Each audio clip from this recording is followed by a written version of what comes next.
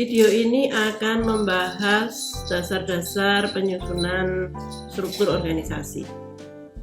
Nah, dasar-dasar penyusunan struktur organisasi ini terdiri dari beberapa hal berikut ini, yaitu departementalisasi, spesialisasi, rentang kendali, rantai komando, sentralisasi, dan formalisasi. Nah, sekarang kita bahas terkait departementalisasi.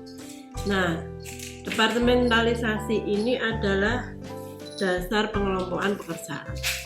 Nah, dasar pengelompokan pekerjaan ini bisa berbasis fungsi, bisa berbasis produk, bisa berbasis geografi, proses, atau pelanggan.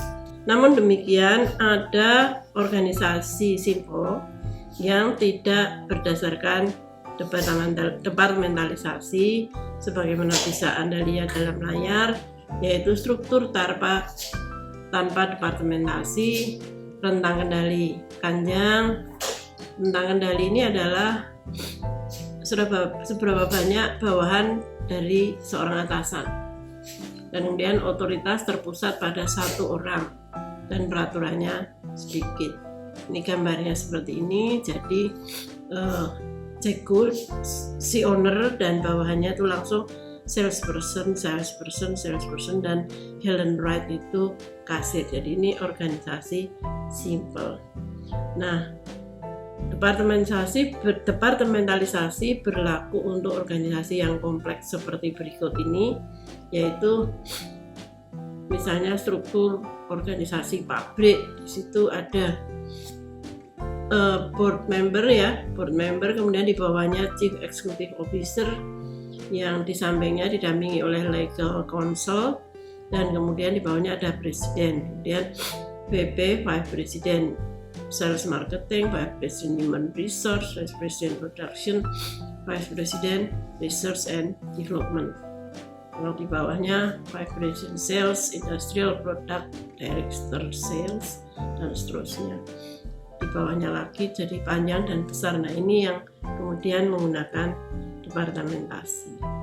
Nah, departementalisasi ini dasar pengelompokannya yang pertama tadi adalah fungsi, dan inilah struktur berbasis fungsi, di mana fungsi itu adalah produksi, marketing, dan admin. Jadi di bawah direktur ada wakil direktur, kemudian selanjutnya adalah berbasis fungsi. Berikutnya bisa kita lihat departementalisasi berbasis produk. Jadi di direktur, wakil direktur, kemudian langsung manajer produksi sabun, manajer produksi sampo, manajer produksi deterjen. Ini berbasis produk. Berikutnya kita lihat struktur berbasis geografi. Jadi direktur, wakil direktur, kemudian wilayah Jawa Barat, wilayah Jawa Tengah, wilayah Jawa Timur.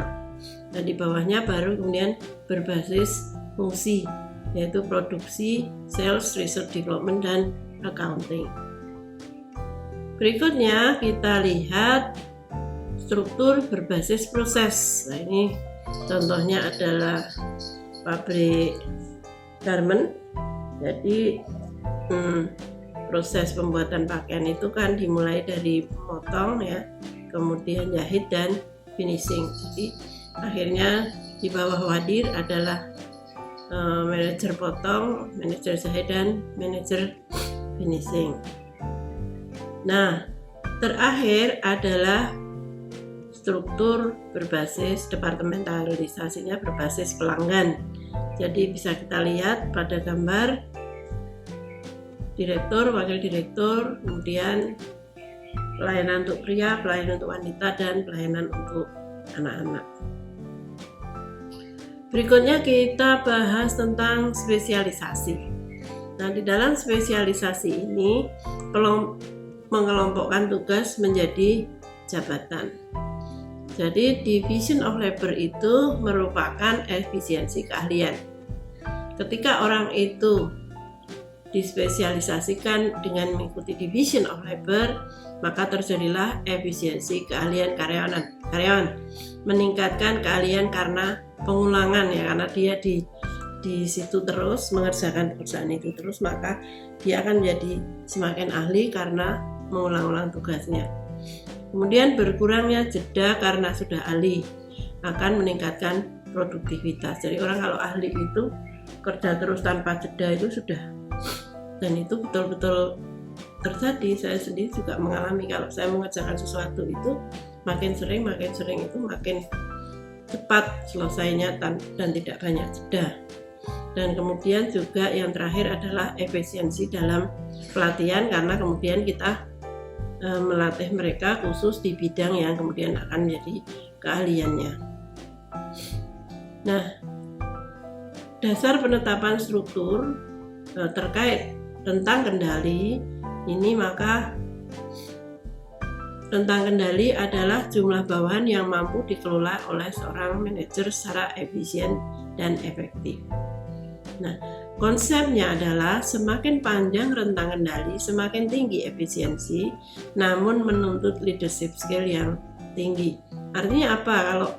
Kalau anak buahnya tuh banyak dengan keahlian yang berbeda-beda ya, katakanlah 7 saja deh, dengan keahlian yang berbeda-beda itu sudah sulit sekali bagi seorang manajer. Butuh keahlian karena dia harus menguasai 7 jenis kerjaan. Kalau di Pemda itu saya bayangkan, kalau di kementerian malah tidak ya. Tapi kalau di Pemda itu seorang bupati, wali kota atau gubernur itu kan membawahi mungkin lebih dari 20 ya, pernah saya yang tahu itu 23 atau bahkan 27 unit ya. Yang itu ada dinas sosial, dinas kesehatan, dinas pendidikan, dinas PUPR itu, dinas PU, dinas kebudayaan, belum lagi nanti yang kantor-kantor, belum lagi nanti yang badan-badan.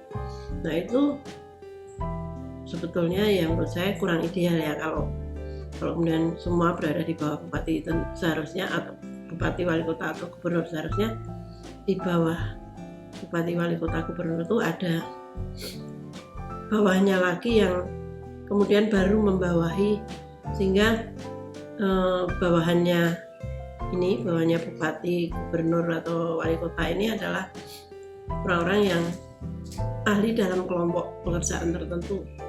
Yang ini dia bisa lebih fokus lagi ke bawahnya. Jadi memang menurut saya kurang ideal kalau seseorang itu punya bawahan banyak banget seperti itu dengan berbagai kemampuan yang berbeda tuh pusing ya. Kalau di kementerian kan malah enggak. Kementerian itu kan, kalau kementerian kesehatan ya khusus hanya di bidang kesehatan, skopnya besar tapi fokus keahliannya itu tidak begitu besar, tidak begitu bermacam-macam. Bandingkan kalau dinas sosial dengan dinas ternakan, itu kan sudah beda sekali pekerjaannya. Nah ini maka dari itu rentang kendali yang ideal memang tidak terlalu panjang, dan rentang yang pendek itu risikonya memang menambah lapisan hierarki dan meningkatkan kompleksitas pada komunikasi vertikal. Jadi kalau makin pendek rentangnya, otomatis kan strukturnya jadi tinggi gitu ya, karena ini dari atas cuma ada misalnya 4 bawahan. Nah 4 bawahan ini kemudian membawahi beberapa bawahan lagi, kemudian bawahan. Jadi misalnya seperti di gubernur, bupati, wali kota itu kan juga begitu, kalau ditambahi orang di bawah gubernur untuk membawahi kepala-kepala dinas, badan dan kantor, itu kan juga ketambahan orang, sehingga jalur authority-nya ini menjadi lebih tinggi. Dan di situ dikatakan bahwa meningkatnya kompleksitas pada komunikasi vertikal karena kemudian melalui beberapa tahap yang lebih panjang, sehingga bisa saja terjadi distorsi komunikasi di setiap level itu. Dan yang terakhir, dengan tingginya otoritas ini maka mendorong pengawasan yang ketat dan menurunnya otonomi karyawan. Jadi kalau organisasi itu terlalu besar dengan level yang banyak itu selalu dikendalikan kemudian oleh peraturan-peraturan. Nah, peraturan-peraturan ini efeknya adalah otoritas karyawan ini menjadi rendah karena dikit-dikit dia harus memikirkan aturannya gimana. Aturannya, oh ini kita nggak bisa begini karena aturannya begini, nggak bisa begini karena aturannya begini. Akhirnya pikirannya itu terkotak dan kemudian efek yang betul-betul tidak kita inginkan itu adalah hilangnya kreativitas dan inovasi. Nah, ini organisasi yang besar nih berisiko seperti ini, sehingga kalau saran saya, kalau organisasi itu menjadi terlalu besar, sebaiknya dimutilasi. Dimutilasi itu artinya dipotong jadi kecil-kecil, kemudian yang kecil-kecil diberi wewenang penuh, tetapi pusat, ya, organisasi yang di pusat itu terlibat di dalam perencanaan dan pengendalian. Namun organizing, ya, kalau dalam mengikuti prinsip manajemen POEC itu maka planning dan controlling itu dikendalikan ikut mengendalikan, ya, bahkan juga mengendalikan is oke, ya, mengendalikan oke.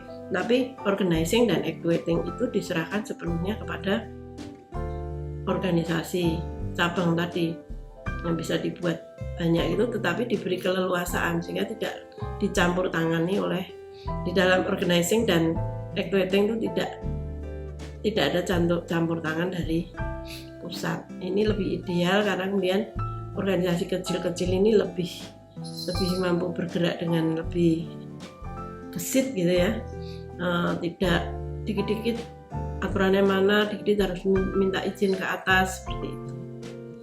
Nah, kemudian kita lihat di sini perbandingan antara tall versus flat organization. Jadi struktur yang tinggi itu seperti itu, yang berwarna kuning, dan yang pendek itu yang berwarna ungu. Anda lihat di situ bahwa di struktur tinggi ini rentang kendalinya sempit, anak buahnya hanya sedikit.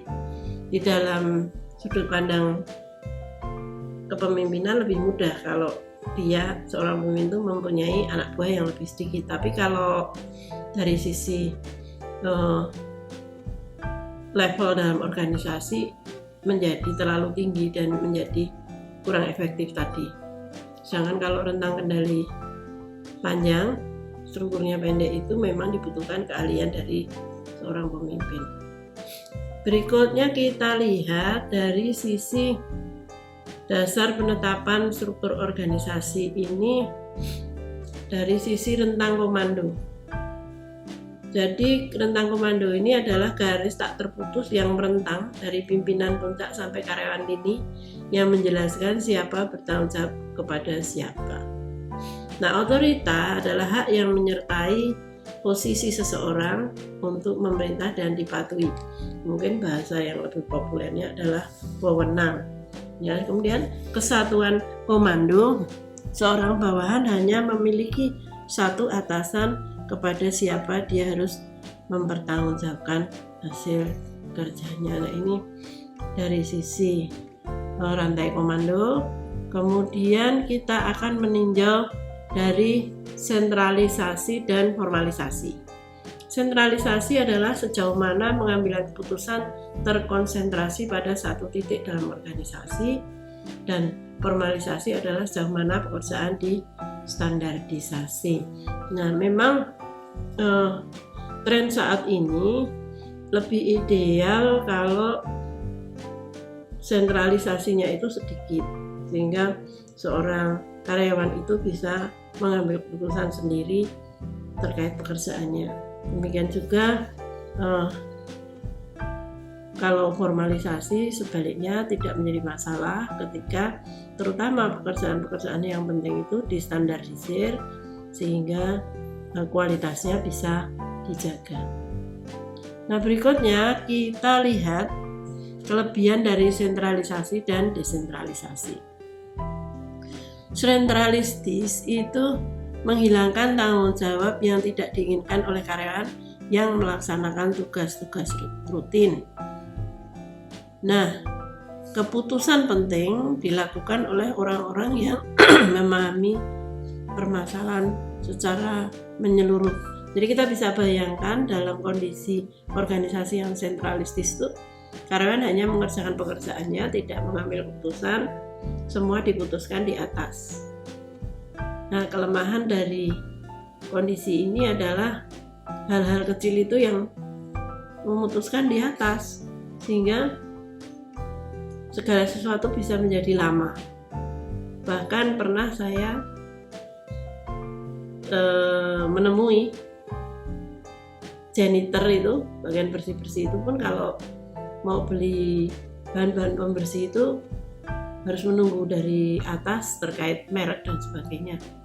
Padahal kalau itu didelegasikan kepada janitor, sebenarnya yang paling tahu alat mana yang paling efektif dalam membersihkan toilet misalnya, itu kan yang paling tahu janitor.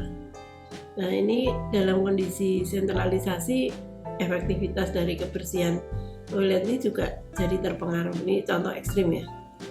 Nah, kita lihat kalau desentralisasi, maka dia menghilangkan lapisan manajemen dan organisasi menjadi lebih ramping.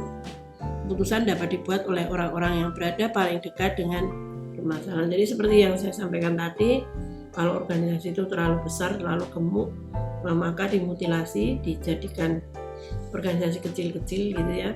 Tapi ini bertanggung jawab kemana, itu jelas. Artinya semuanya kemudian bertanggung jawab ke kantor pusat yang paling atas ya. Nah, itu sekali lagi saya ulangi bahwa setiap organisasi kecil ini ketika menentukan perencanaan harus melibatkan pusat dan harus disetujui pusat rencananya itu. Kemudian kantor pusat itu menciptakan sistem pengendalian untuk mengendalikan apa yang terjadi di organisasi kecil-kecil ini, untuk mengetahui, untuk monitoring dan mengevaluasi apa yang terjadi di organisasi kecil-kecil ini dengan menggunakan alat-alat berbagai metode ya, monitoring dan evaluasi. Sedangkan yang di bawah ini diberi wewenang penuh untuk mengerjakan tugasnya. Tetapi Monef ini juga harus periodik, artinya pada periode tertentu ketika di Monef ini ada penyimpangan ya kantor pusat segera mengintervensi. Ini nggak bisa kalau seperti ini, harusnya seperti itu. Jadi ada yang ngawal, tidak dilepas begitu saja. Berikutnya kita akan membahas perbedaan antara struktur. Yang pertama kita akan melihat dari strategi. Strategi itu ada 3, yaitu strategi inovasi, yakni strategi yang menekankan pengembangan produk atau pelayanan baru. Jadi strategi ini benar-benar, organisasi ini benar-benar bikin sesuatu yang baru terus, inovasi terus. Ini berarti strateginya adalah strategi inovasi. Kemudian strategi yang berikutnya adalah penghematan. Strategi penghematan menekankan pengendalian biaya yang ketat, menghindari inovasi yang tidak perlu, biaya pemasaran dan pemotongan harga. Nah, pada strategi penghematan ini memang barangnya ini ya memang tidak butuh inovasi. Yang penting pokoknya hemat gitu ya. Contoh dari strategi penghematan ini misalnya industri tepung misalnya. Industri tepung itu mau diinovasi apanya, kan dia bikin tepung doang. Ya, dan bahan-bahan baku datang diolah menjadi tepung. Begitu aja terus. Kemudian tepung ini dikantongi dan dijual secara grosir ke pengecer ya. Ya mungkin inovasinya ya kemasannya. Seperti dulu yang namanya gula itu kan kantongnya ya sudah kantong plastik putih itu kan, tapi kemudian Gulaku menginovasi dengan membuat gula yang kantongnya bagus, ada tulisannya Gulaku gitu ya. Nah, inovasi paling gitu, tapi gulanya itu ya tetap gula toh. Mau diinovasi apa lagi kalau gula itu. Tapi beda kalau telepon seluler, nah itu kan inovasi terus ya, fitur-fiturnya ditambah terus supaya bisa kompetitif. Tapi telepon seluler itu juga ada yang metodenya penghematan, seperti contohnya ya telepon yang hanya nyontek. Android yang nyontek Samsung misalnya, yang berinovasi mungkin Samsung, tapi kemudian perusahaan-perusahaan telepon ini mungkin tinggal bongkar, beli Samsung dibongkar kemudian ditiru dengan bahan-bahan yang lebih murah, dan juga tidak ada biaya inovasi kan untuk perusahaan telepon seluler yang meniru ini, sehingga ya hasilnya bisa sama dengan Samsung gitu, tetapi dia tidak mengeluarkan biaya inovasi dan mungkin bahan bakunya lebih murah. Nah, yang ketiga adalah strategi imitasi. Ini strategi imitasi ini strategi yang berusaha mengembangkan produk atau pelayanan baru yang sudah terbukti dibutuhkan. Nah, ini ya seperti yang saya ceritakan tadi. Jadi meniru apa yang sudah ada. Berikutnya kita lihat bagaimana hubungan strategi dengan struktur. Kalau kita memilih strategi inovasi, maka pilihan strukturnya adalah organik. Kalau kita memilih strategi penghematan, maka pilihan strukturnya adalah mekanistik. Kalau kita memilih strategi imitasi, maka pilihan strukturnya adalah mekanistik dan organik.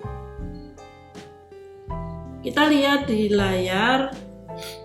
Jadi kalau strateginya inovasi, organik ini adalah a loose structure, low specialization, dan low formalization, dan decentralized. Jadi ternyata untuk strategi inovasi ini yang cocok adalah struktur yang loose, itu apa ya, cair, jadi bisa berubah-ubah. Kemudian spesialisasinya rendah, formalisasinya rendah, tidak terlalu banyak standarisasi, tidak terlalu banyak aturan, dan desentralisasi, jadi bisa orang di bawah itu bisa mengambil keputusan. Ini untuk, jadi betul-betul seperti kalau sekarang startup ya, startup itu jangan dipaksakan untuk punya struktur yang baku dengan standarisasi yang jelas gitu, kemudian keputusan sentralistis diambil oleh pimpinan startup. Itu tidak. Startup itu betul-betul inovasi ya. Jadi kalau inovasi itu organisasinya memang cair, serabutan gitu ya, kalau bahasa kita itu suasananya serabutan, suasananya serba tidak jelas, dan orang-orang yang inovatif itu memang harus tahan bekerja dalam kondisi yang tidak jelas, kondisi yang tetapi juga dalam kondisi yang bisa mengambil keputusan bahkan di level bawah. Nah, berikutnya kita lihat cost minimization. Ini adalah strategi penghematan ya. Nah, strategi penghematan seperti pabrik gula dan sebagainya itu, tepung itu tight control, jadi kontrolnya itu ketat. Kemudian extensive work specialization, jadi setiap tahap itu ada SOP-nya, ada langkah-langkahnya yang jelas. Kemudian peraturannya juga tinggi, high formalization dan high centralization, keputusan diambil di puncak. Organisasi tidak hanya pabrik gula atau pabrik tepung ya, tapi misalnya seperti akuntan publik, lembaga bantuan hukum, itu kan tidak ada inovasi ya. Ini dugaan saya, bukan saya benar. Jadi ya kalau akuntan publik itu kan ya sudah ada aturan bakunya untuk melakukan audit akuntansi kan. Lembaga bantuan hukum itu sudah ada bakunya, bantuan hukum itu seperti apa. Jadi strateginya penghematan itu menurut saya. Tapi nanti kalau saya salah, silakan didebat di komen. Saya akan sangat menghargai. Kemudian yang terakhir adalah imitasi, yaitu gabungan mekanistik dan organik. Nah, di sini mix loose with tight properties, tight control over current activities, and loose control for new undertakings. Nah, ini menarik sekali. Jadi organisasi yang imitasi ini nanti di dalam strukturnya itu ada dua jenis. Yang satu kelompok ini, jadi di bawah pimpinan itu nanti mungkin bisa dibagi dua dulu. Yang satu itu yang organik, yang satu mekanistik. Jadi kan mekanistik ini kan udah buat terus seperti misalnya diklat pemerintah itu. Nah, itu bisa menggunakan metode imitasi ini, artinya diklat yang sudah dibuat itu dia berada di dalam separuh struktur yang mekanistik. Ya, di situ semua seperti yang saya katakan tadi ya, semua dikontrol dengan ketat, semua dispesialisasikan ya, dan seterusnya sesuai dengan tayangan berikut ini. Jadi mekanistik, tight control, extensive work specialization, high formalization, dan high centralization. Namun separuh dari struktur ini organik. Apa yang dilakukan oleh diklat? Menciptakan diklat baru untuk merespon kebutuhan dari ASN, kebutuhan pengembangan para ASN. Nah, ini apa? Pelatihan-pelatihan yang baru yang bisa kita buat untuk mengantisipasi nanti perubahan-perubahan yang terjadi dalam pemerintahan gitu ya, atau di masyarakat gitu. Nah, di sini beda suasananya. Di sini mengikuti definisi tadi, yaitu organic, loose structure, low specialization, low formalization, dan decentralized. Nah, jenis orangnya pun beda, antara yang sebelah sini dengan sebelah sini beda banget. Kalau di sini ketat, nggak boleh neko-neko, harus precise, harus tepat waktu, harus terdelivery dengan baik.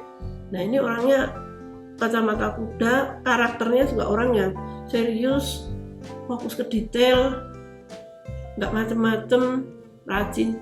Sedangkan kelompok yang sebelah sini yang menciptakan hal yang baru ini orang-orangnya lebih lebih loose, lebih jenis orang yang open minded, yang senang dengan ide-ide baru, mencari ide-ide baru, dan suasananya juga, karakter orangnya ini beda sekali. Dan orang di sini nggak bisa dipindah ke sini, orang di sini nggak bisa dipindah ke sini karena karakternya sudah beda. Nah, berikutnya kita lihat tadi penjelasan lebih mendalam. Model organik ini struktur yang ramping, menerapkan tim-tim lintas hierarki dan lintas fungsi, generalis, formalisasi rendah, jejaring informasi menyeluruh, dan menerapkan pengambilan keputusan partisipatif dan desentralistis. Sedangkan penghematan atau model mekanistik, struktur yang bercirikan departementalisasi, kontrol ketat, spesialisasi, formalisasi tinggi, jejaring informasi terbatas, dan sentralistis. Nah, gabungan yang imitasi tadi, model mekanistik dan organik, struktur jelas tapi fleksibel, kontrol ketat pada aktivitas produk layanan yang rutin, dan lebih longgar pada aktivitas produk atau layanan baru. Sebagian generalis, sebagian spesialis. Nah, kita lihat lagi di dalam desain mekanik dan organik ini, dari dimensi stabilitas yang paling kiri, maka mekanistik ini jarang ada perubahan, sedangkan organik ini berubah terus-menerus. Nah, kalau spesialisasi dalam organisasi yang mekanistik ini banyak ahli, sedangkan organisasi organik ini banyak generalisnya. Kemudian aturan resmi. Nah, ini mekanistik aturan ketat, organik tidak banyak aturan. Otoritas terpusat pada beberapa orang, kalau organik ini desentralisasi, terbagi ke seluruh organisasi. Mungkin juga Anda bisa membandingkan misalnya antara pembangkit listrik. Pembangkit listrik itu mekanistik dengan startup, perusahaan-perusahaan startup itu ekstrim organik. Nah, berikutnya kita lihat seperti ini gambarnya, model mekanistik dan organik dengan ciri-ciri high special. Kalau mekanistik model ya, high specialization, rigid departmentalization, clear chain of command, narrow span of control, centralization, dan high formalization. Nah, Anda bandingkan organic model, jadi Anda yang berada di startup itu nggak usah khawatir, nggak usah berpikir bahwa organisasi Anda harus dibuat seperti yang sebelah kiri, karena organisasi itu gambarnya ya seperti itu ya, cross functional team, cross hierarchical teams, free flow of information, wide span of control, decentralization, dan low formalization. Jadi cair sekali. Kalau organik itu memang betul-betul cair. Sekarang kita lihat struktur berdasarkan teknologi. Jadi sejauh mana organisasi mengubah input menjadi output. Nah, karakteristik aktivitas rutin ini, teknologi rutin biasanya ada pada organisasi yang tinggi strukturnya, departementalisasi dan aturannya kuat. Teknologi rutin berakibat pada sentralisasi jika peraturan sedikit. Teknologi tidak rutin dikaitkan dengan delegasi wewenang dalam pengambilan keputusan. Berikutnya kita lihat faktor lingkungan yang mempengaruhi struktur. Nah, di sini dikatakan bahwa lembaga atau kekuatan di luar organisasi yang berpotensi mempengaruhi kinerja organisasi. Nah, kita lihat di sebelah kanan, dimensi kunci ada 3, kapasitas, volatilitas, dan kompleksitas. Kapasitas adalah sejauh mana lingkungan mendorong pertumbuhan, sedangkan volatilitas adalah sejauh mana tingkat ketidakstabilan lingkungan. Kompleksitas adalah sejauh mana heterogenitas dan konsentrasi antara elemen-elemen lingkungan. Nah, pada gambar bisa kita lihat kalau kapasitasnya itu rendah, artinya abundant, artinya sangat didorong ya, banyak sekali bantuan kapasitas untuk bantuan terkait memiliki kapasitas yang besar lah ya, abundant. Atau sebaliknya kapasitasnya itu scarce, serba terbatas ya, dia tidak punya banyak kapasitas. Nah, kemudian kita lihat dari sisi volatilitas. Volatilitasnya itu kan dikatakan tadi sejauh mana tingkat ketidakstabilan lingkungan. Nah, ada yang volatilitasnya stabil, seperti Fakultas Psikologi UGM itu rendah sekali volatilitasnya, stabil banget dari tahun ke tahun, mesti dapat murid dan mesti dapat dana dari pusat ya, dan mungkin juga bisa memenangkan dana bantuan dari berbagai pihak. Nah, ini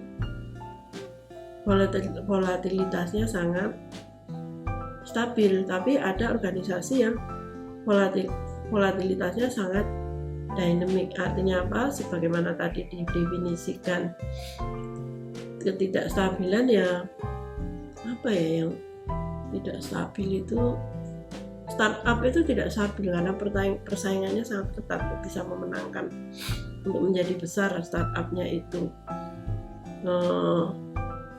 Warung kopi itu mungkin volatilitasnya juga tinggi karena tren ya, jadi bertumbuhan di mana-mana warung kopi itu juga mungkin volatilitasnya tinggi. Kemudian yang terakhir adalah kompleksitas, jadi sejauh mana heterogenitas dan konsentrasi antara elemen-elemen lingkungan itu simpel atau kompleks. Jadi pengaruh lingkungan seperti misalnya kebijakan pemerintah, kemudian permasalahan-permasalahan internasional, misalnya ketika dulu pernah Cina menghentikan berbagai produksi, ujung-ujungnya mempengaruhi perusahaan batubara di Indonesia. Ini kan terkait kompleks sekali lingkungannya ya. Sedangkan kalau Fakultas Psikologi UGM itu juga simple kompleksitasnya karena ya semua pengaruh-pengaruhnya itu stabil, berjalan dengan lancar gitu. Nah, berikutnya kita pelajari satu persatu desain organisasi. Yang pertama adalah birokrasi. Birokrasi ini struktur dengan tugas-tugas rutin yang menekankan spesialisasi, banyak peraturan, tugas dikelompokkan dalam departemen-departemen fungsional, otoritas sentral, rentang kendali sempit, pengambilan keputusan mengikuti rantai komando. Nah, di sini bisa kita lihat bahwa biasanya nih besar ya, organisasinya besar, kemudian jadi birokratis seperti ini.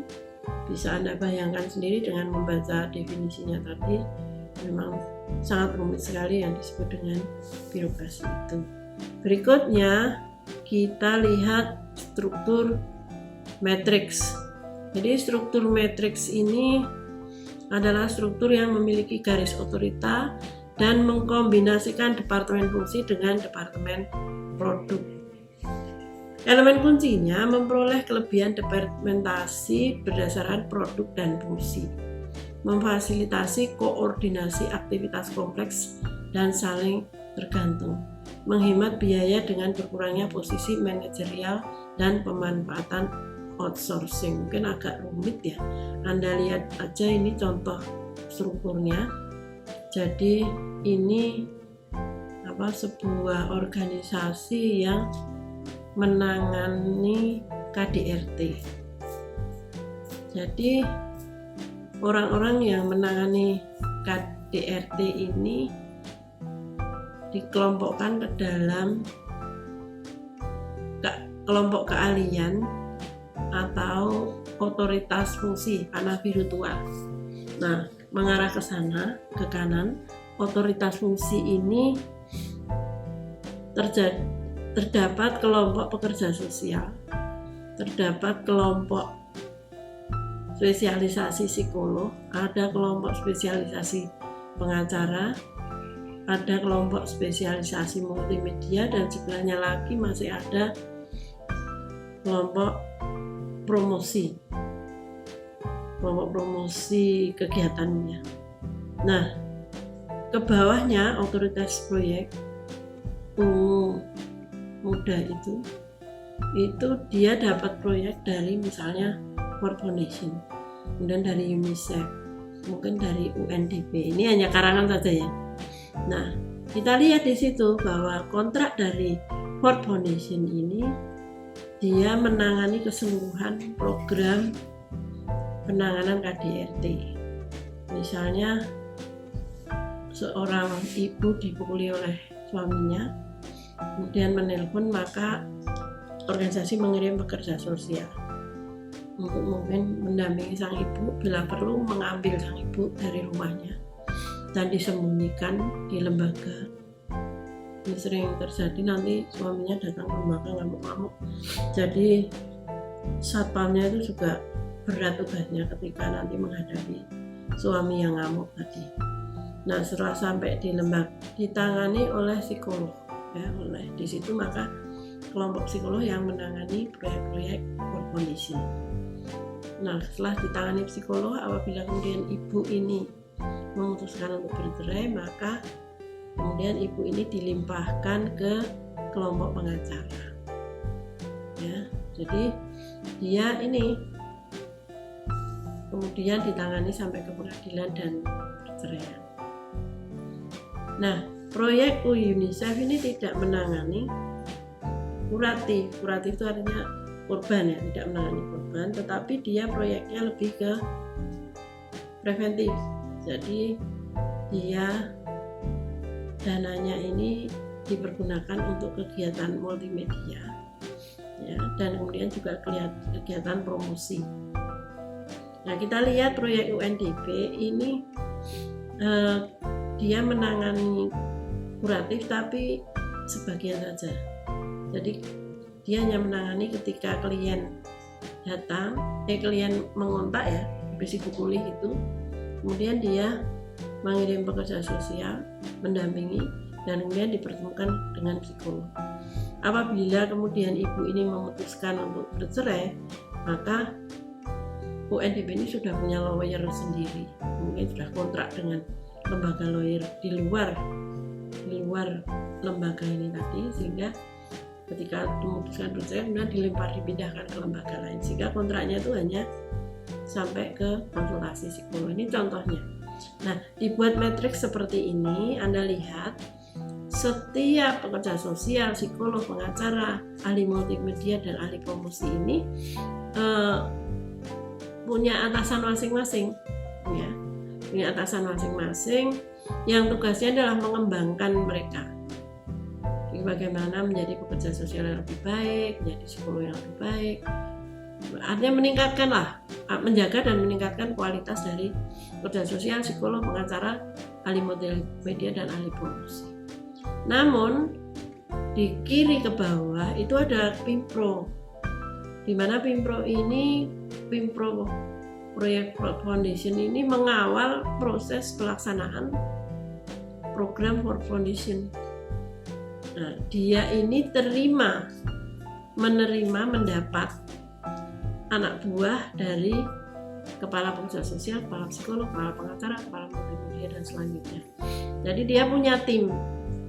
Nah, apabila di dalam proses dia menjalankan program dari World Foundation ini, apabila kemudian ada psikolog yang bermasalah dan sebagainya, dia langsung mengontak kepala psikolog, tolong psikologmu kok nggak rajin, kok terlambat, kok bolos, terus kok klien kecewa gitu. Nah itu maka kemudian psikolog ini dihandle oleh kepala psikolog. Jadi kepala proyek ini terbebas dari kegiatan menghandle karyawan. Setiap kali kondisi karyawan tidak memuaskan, langsung dikonsultasikan kepada kepala psikolognya, kepala sosial, kepala pengacara gitu. Tapi kepala proyek ini hanya memastikan proyek ini berjalan sesuai jadwal, pelayanannya sesuai yang diinginkan. Kalau tidak sesuai, langsung dikonsultasikan. Jadi metrik itu kira-kira seperti itu. Dan ini menurut saya sangat efektif diaplikasikan pada organisasi tertentu. Dan ini tidak hanya organisasi, kalau seperti yang digambar ini kan ini berbasis proyek, nah artinya kalau tidak ada proyek maka bubar, sehingga psikolog, pengacara, dan sebagainya itu semuanya berbasis kontrak. Mungkin punya ya psikolog tetap, punya pengacara tetap, tapi hanya sedikit.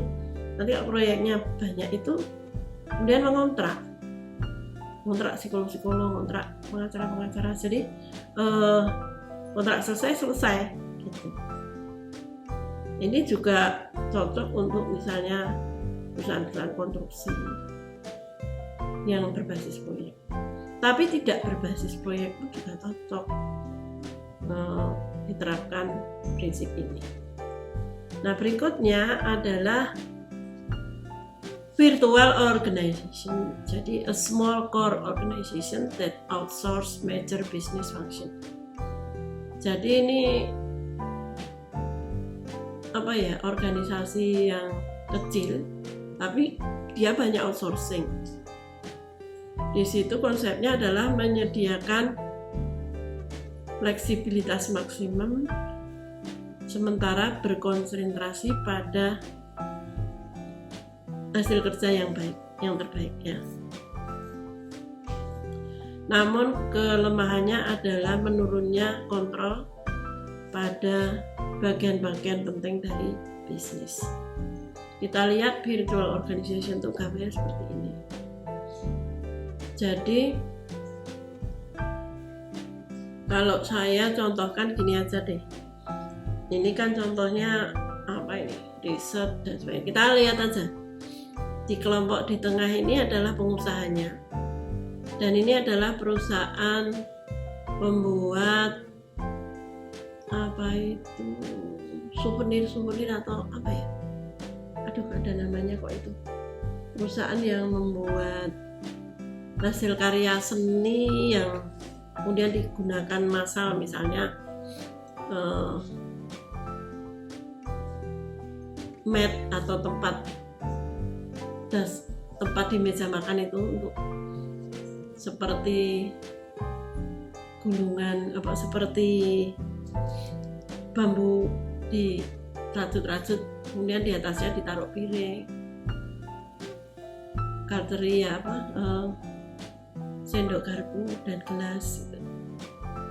Atau hiasan-hiasan dinding atau hasil-hasil seni lainnya yang kemudian dijual secara massal ya. Ini perusahaan yang memproduksi dan menjual barang-barang seperti ini, handicraft. Nah, kita lihat di pojok kiri ini adalah seniman-seniman yang menciptakan handicraft itu. Nah, seniman-seniman ini bukan karyawan kita, tapi kita punya kenalan seniman-seniman yang bisa menghasilkan hasil seni terkait handicraft tadi. Nah, kita bekerja sama dengan seniman ini, boleh nggak hasilmu ini ku bawa pameran ke luar negeri. Nah, kemudian kita pameran ke luar negeri kan.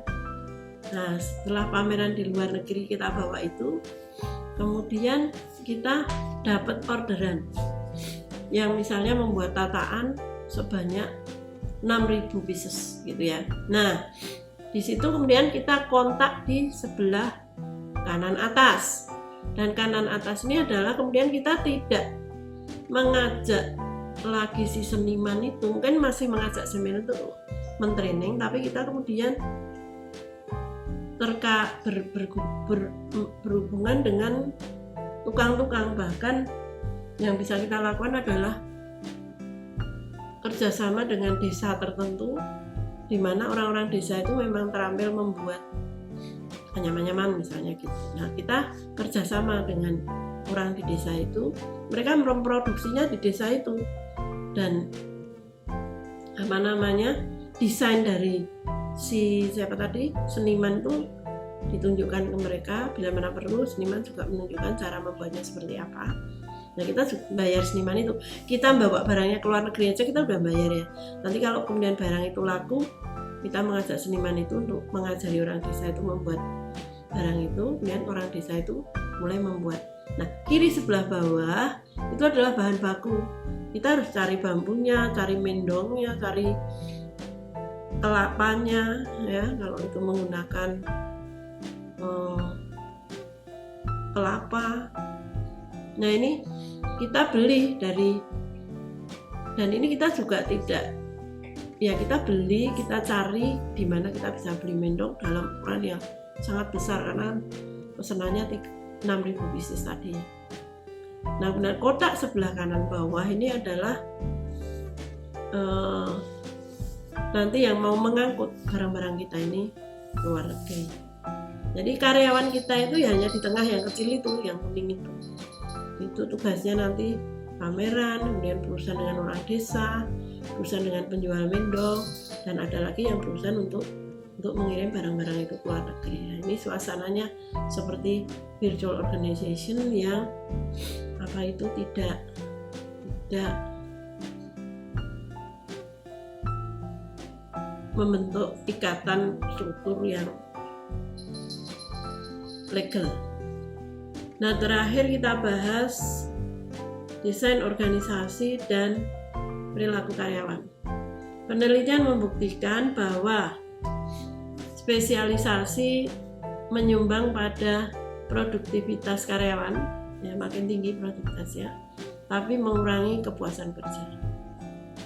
Keuntungan dari spesialisasi menurun dengan cepat ketika employee mencari pekerjaan yang lebih rewarding secara intrinsik.